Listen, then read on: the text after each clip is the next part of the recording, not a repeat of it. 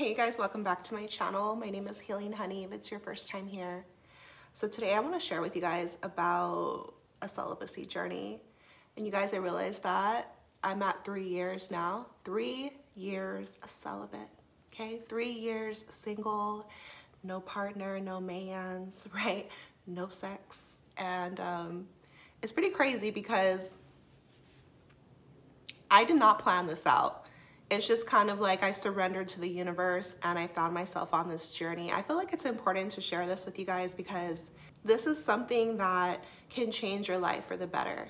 And you really can become intentional with it, grow so much closer to yourself, to God, focus, and just be on this self-love journey. I love sharing with you guys about self-love because it's helped me get to know myself so much better and just become a better version of myself. When I look back at my journey, my spiritual journey has really been, it really took off when I started to practice celibacy. It's been 3 years, right? And so once I stopped sharing my energy with someone, because there was only one person that I was seeing off and on. It was like a friends with benefits situation, but I ended up moving out of California, moving away, and I was just on my own. Now I could have hopped on Instagram, I could have hopped on, right, Tinder or whatever, or just been out there and trying to find like someone new, get with somebody, start a new relationship. But I took this time to just focus on self, and what became a catalyst. It sparked my spiritual awakening and stuff. And so I want to share this with you because if you've been considering a celibacy journey, or if you feel called to, if something is whispering to you in your soul, like, hey, take a break, take a pause, it's for a reason. And it can take you down a beautiful journey that you probably never even imagined. But trust the universe, trust yourself, and go for it. It is not so bad. When I think about 3 years celibate, it does sound like a long time. It has been a long time, okay? But it's been for the best. It's been for my growth, for my healing, to be able to purify my heart, my soul, get to know myself. So there's just like endless benefits, and that's what I want to share with you in today's video. So what's happened during this 3 years? Like, what's the tea, right? At the beginning of this journey, for me, I decided to quit smoking weed. And this was a big deal for me because I had been smoking weed for like 10 years. It was just part of my self-identity. The celibacy was started, I was celibate first for a couple of months. Then in this new energy, I was cleansing myself, right? Not to say that sex is dirty or bad, it's not. But when you take a break from sex, it helps you be in your own energy and focus on self, like that love you were giving out, that attention, you bring it back to self, and you start to create this intimacy with yourself and with spirit. And something inside, you can start to hear yourself better. It's like you're in hermit mode, you're recluse, right? You're just taking this relationship with self. And so for me, I was like smoking a joint, and I was just like, I'm tired of doing this. And I flushed it down the toilet. I made a whole video about stopping marijuana, and I'll link that video down below. But yeah, I gave myself a 30-day challenge, and I ended up quitting weed. I got to a point that I don't even crave it or want it. Like, I just stopped, like after 10 years, like, and so that's amazing. But what helped spark that was the celibacy, right? And so then what happened? Like a few months after that, I changed my diet. I changed the way that I eat. So I just started to become a healthier version of myself. I started to recognize who I really am inside. So it's like a purification process, right? No sex, no weed. Then I'm like, no meat. I don't want to hurt the animals. And not to say I'm perfect at all, but I just wanted to transition to eating more plants, caring more about myself and my body, my health, taking care of myself, like self-care, self-love. And these are the things I love sharing with you guys because we're not taught about them and we don't have enough healthy examples and stuff like that. And so this is what happened like the first year of my celibacy journey. And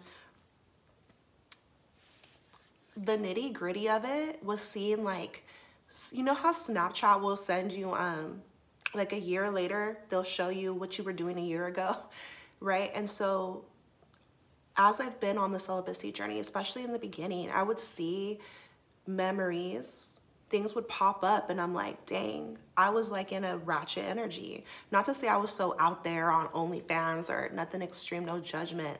I'm just saying that, like,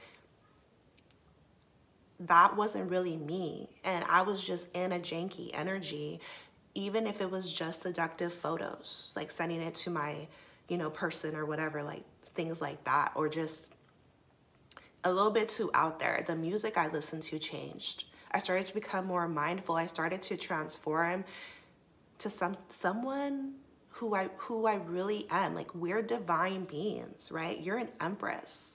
You're a goddess, you're a queen, or fellas, you're a god, like the divine is within you. And so this world will have us tainted thinking that it's cool to just be everything that we're not. And it can be harsh and hard out here. So people pick up weed, people sleep around looking for love and things like that.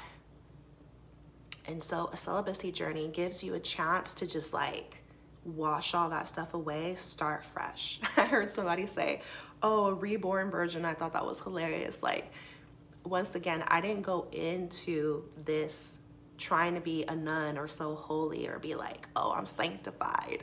No, nothing. It's just more so of releasing. Like, when you're on a spiritual journey, it's all about releasing things that don't serve you.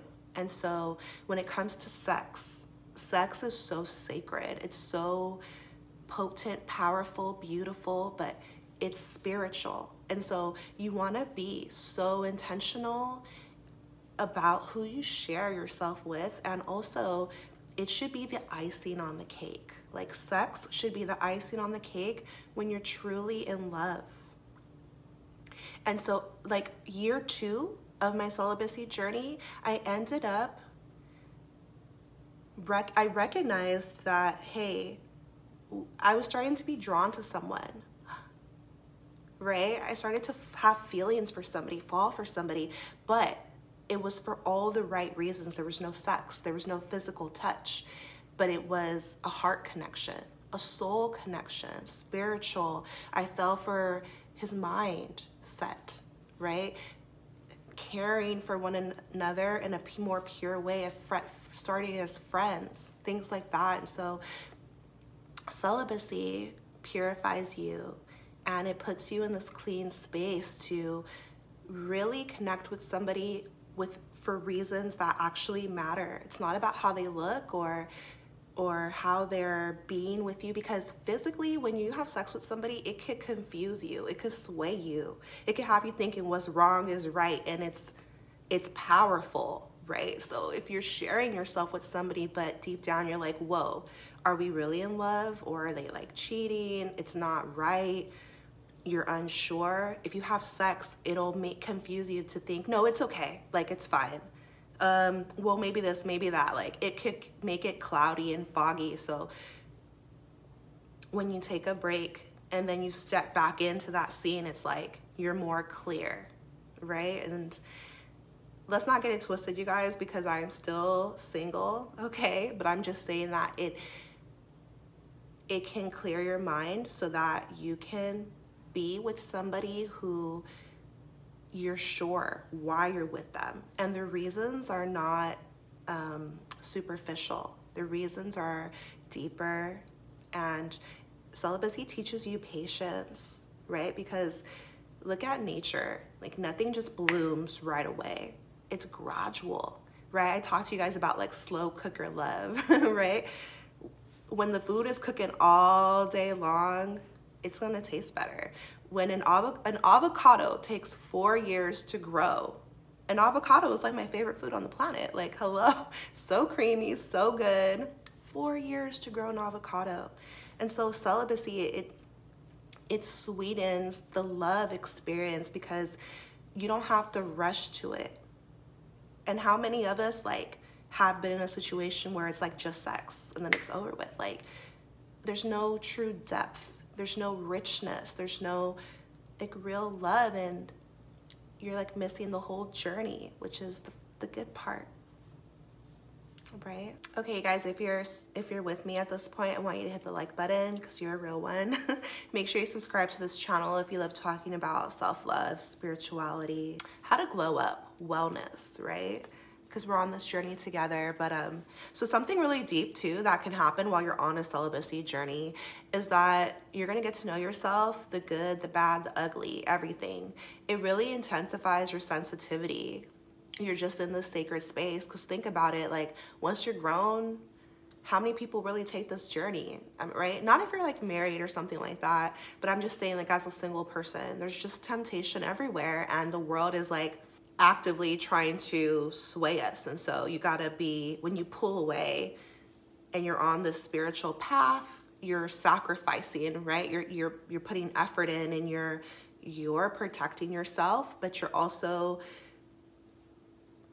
just getting to know yourself more. And so the good, bad, the ugly. For me, it gave me a chance to heal past traumas, which I know that's an icky word. It could be a scary word. It's not so crazy. Like, everybody in this world is gonna go through some stuff because we're here to learn and grow and elevate and all that stuff. And so what are we elevating from? We're getting out the mud. We're doing better and better. So everybody's gone through things, family issues, growing up, generational things, the world, right? Like, there's stuff like racism out here.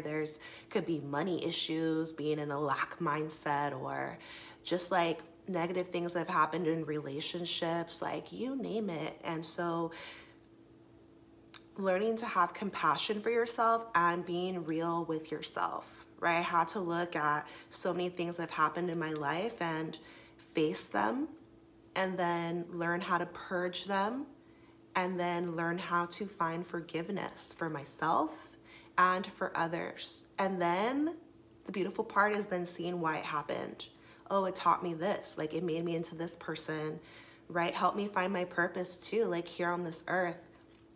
You get to heal your trauma and release it, which is the biggest thing I've been learning this last year, is like learning how to let it go. Because it's one thing to look at things that have happened, feel the feelings and forgive, but then you want to learn how to just purge it.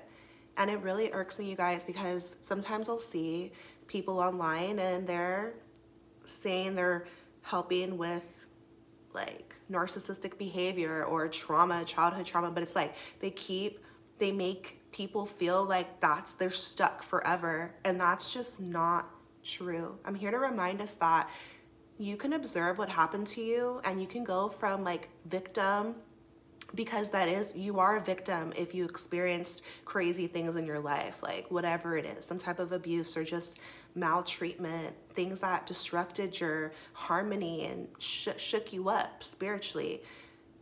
Validate yourself, but then free yourself. Release, empower yourself, right? I'm here to remind you that you're powerful and that you can heal and let it go. So don't let anybody trap you into thinking like, oh, I'm a victim of my circumstance forever. Like, no, you're not. No, you're not. You can work through it, then let it go and grow, release and bloom, be in a healthier, better energy, change, shift. That's what I've been experiencing, right?